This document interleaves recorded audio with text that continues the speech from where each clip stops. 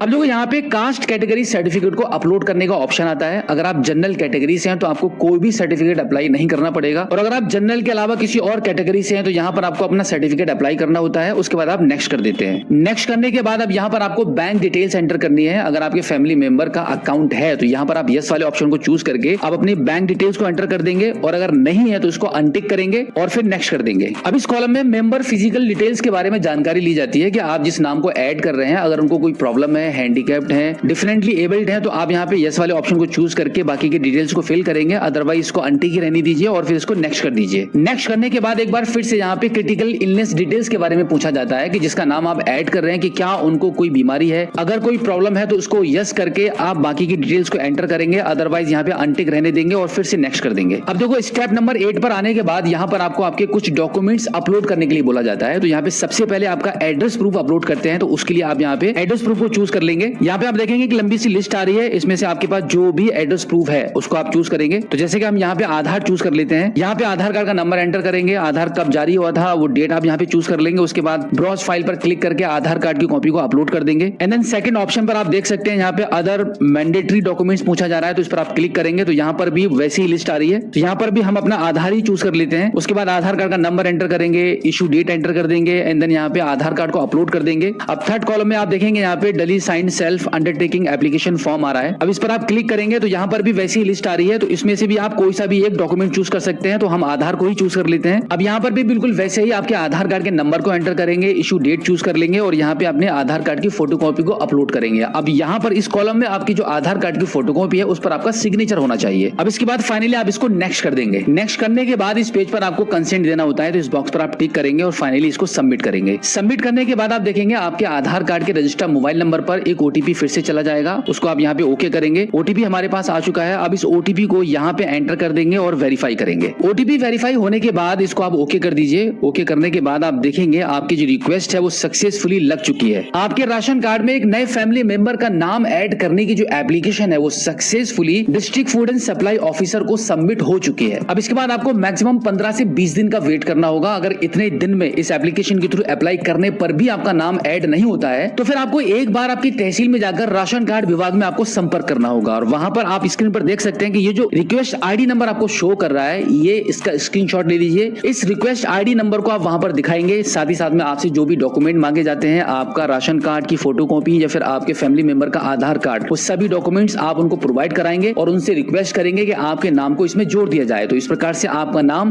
कम समय में ही जुड़ जाएगा। सो आई होप अब आप अच्छे से समझ गए होंगे कि घर बैठे मोबाइल फोन के माध्यम से ही आपके एक नए फैमिली